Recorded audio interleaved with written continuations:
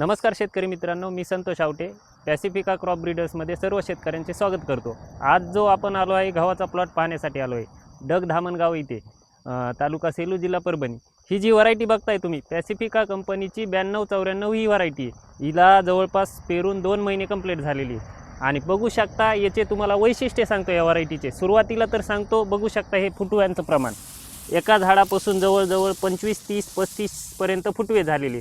दुसरी गोष्ट सांगायची झाली तर हिचा दांडा जो आहे तो ठोकर असल्यामुळं ही पडण्यास सहनशील आहे व्हरायटी।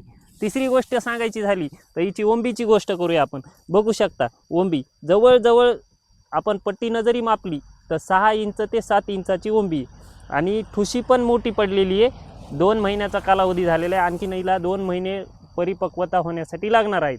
असा हा पॅसिफिकाचा 9294 ही व्हरायटी आहे। बघू शकता पूर्ण प्लॉट असा सुंदर असा भरलेला आहे आणि शेतकऱ्यांनी याचं नियोजन करते वेळेस एकरी एक खताची बॅग दिलेली 12-32-16, दुसऱ्या पाण्याला युरिया टाकलेला एकरी 45 किलो।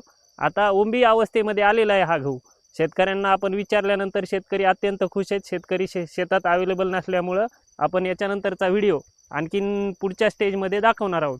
बघू शकता अत्यंत सुंदर भरलेली आहे। ओंबीची साईज बघायची, ग्रीनरी बघायची, फुटव्यांचं प्रमाण बघायचं, अत्यंत एक नंबर असा प्लॉट बसलेला आहे। याचं ॲव्हरेज जर सांगायचं झालं तर प्लॉटची कंडिशन बघता 18 ते 20 क्विंटलपर्यंत ॲव्हरेज येईल अशी अपेक्षा आहे आणि ज्यावेळेस परिपक्वता होईल त्यावेळेस आपण व्हिडिओमध्ये दाखवणार आहोत, हार्वेस्टिंगच्या वेळेससुद्धा दाखवणार आहोत। तर लक्षात ठेवा पॅसिफिकाची 9294 आणि याच्या बाजूला आपला पॅसिफिकाची गुरुसुद्धा व्हरायटी आहे, ती पण अत्यंत सुंदर आलेली आहे। धन्यवाद।